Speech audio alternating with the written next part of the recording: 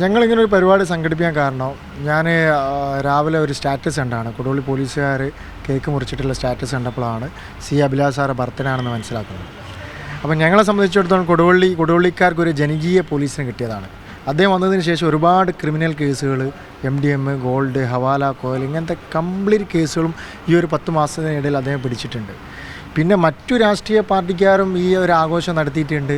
അതുപോലെ കൊടുവള്ളിയിലെ വ്യാപാരികൾ, ഗോൾഡ് വ്യാപാരികൾ, ഗോൾഡ് എന്ന ജ്വല്ലറി മേഖലയിൽപ്പെട്ട ആളുകൾ, പിന്നെ അല്ലാതെ വ്യാപാരികൾ, മറ്റു സംഘടനയൊക്കെ അദ്ദേഹത്തിൻ്റെ ബർത്ത്ഡേ ആഘോഷിച്ചിട്ടുണ്ട്.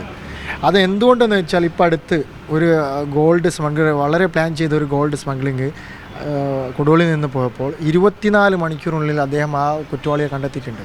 ഇപ്പോൾ കൊടും കുറ്റവാളി മറ്റു വിവിധ ജില്ലകളിൽ കേസുകളുള്ള ആട് ഷമീർ എന്ന് പറയുന്ന കാസർഗോഡുള്ള പിന്നെ ആൾ എല്ലാ പോലീസുകാരും തപ്പിയുണ്ട്. അദ്ദേഹം ഇവിടെ ഒരു അക്രമം നടത്തിയപ്പോൾ അദ്ദേഹത്തെ പിടിച്ചിട്ടുണ്ട്. അതുപോലെ 5.5 കോടിൻ്റെ ഹവാല പല തവണകളായിട്ടുള്ള പിടിച്ചിട്ടുണ്ട്.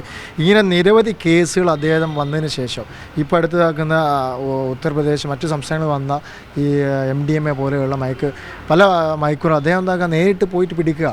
അപ്പോൾ ഇതിൻ്റെ ഭാഗമായി കൊടുവള്ളിക്കാരുടെ ഒരു CI മാറി, കൊടുവള്ളിക്കാർക്ക് പിന്നെ അദ്ദേഹം ഒരു വളരെ വേണ്ടപ്പെട്ട ആളായി മാറിയപ്പോൾ അതുമായി ബന്ധപ്പെട്ടാണ് നമ്മൾ എന്താക്കുന്നത്, അദ്ദേഹത്തെ ബർത്ത്ഡേ വന്നപ്പോൾ ഒന്ന് ആഘോഷിക്കുന്നേ ഉള്ളൂ.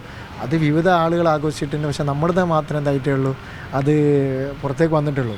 ഞാൻ മനസ്സിലാക്കിയ ചില ആളുകൾ കോൺഗ്രസ് അനുഭവം, അദ്ദേഹം ഒരു പക്ക CPM അനുഭാവിയും CPMകാരനാണെന്ന് ഞാൻ മനസ്സിലാക്കുന്നത്. ഇത് ഞങ്ങളെ സംബന്ധിച്ച് ഞങ്ങൾക്ക് ഭരണപക്ഷത്താണെങ്കിലും പ്രതിപക്ഷത്താണെങ്കിലും കോൺഗ്രസ് പാർട്ടിയെ റെസ്പെക്റ്റ് ചെയ്യേണ്ടത് അത് ഉദ്യോഗസ്ഥ ലെവലുള്ള ഒരു ഭാഗം.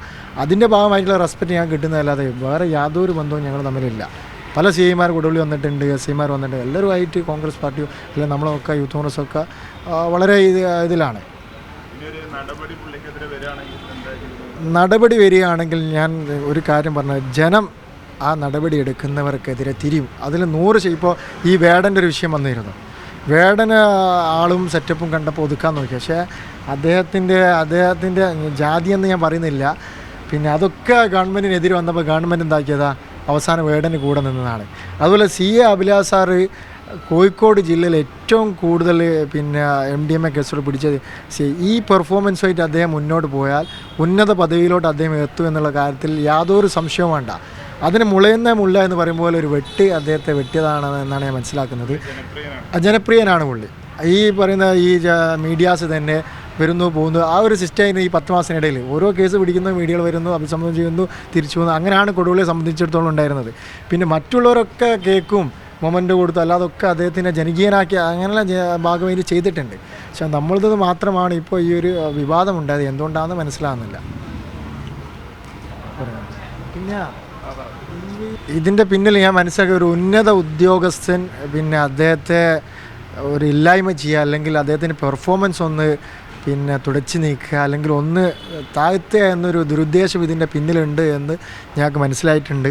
ഇതിൻ്റെ മുന്നേ ഏതൊരു കേസുമായി ബന്ധപ്പെട്ടൊക്കെ അദ്ദേഹത്തെ മാറ്റി നിർത്താൻ നോക്കുകയും അദ്ദേഹം ഈ 10 മാസ കാലയളവിൽ തുടർച്ചയായി ഓരോ കേസുകൾ പിടിച്ചതിൻ്റെ ഭാഗമായിട്ട് അദ്ദേഹം വളർന്നു വരുന്നുണ്ട്, അല്ല അദ്ദേഹത്തിൻ്റെ വിഭാഗത്തിൽപ്പെട്ട ആളുകളിൽപ്പെട്ട ഒരാൾ വളർന്നു വരുന്നുണ്ട് എന്ന് മനസ്സിലാക്കിയിട്ടോ അദ്ദേഹത്തെ താഴ്ത്ത എന്നൊരു ദുരുദ്ദേശം ഇതിൻ്റെ പിന്നിലുണ്ട്. ഞാൻ ഉദ്യോഗസ്ഥൻ്റെ പേരൊന്നും ഞാൻ പറയുന്നില്ല, അത് പിന്നീട് നിങ്ങൾക്ക് വയ്യേ മനസ്സിലാവും.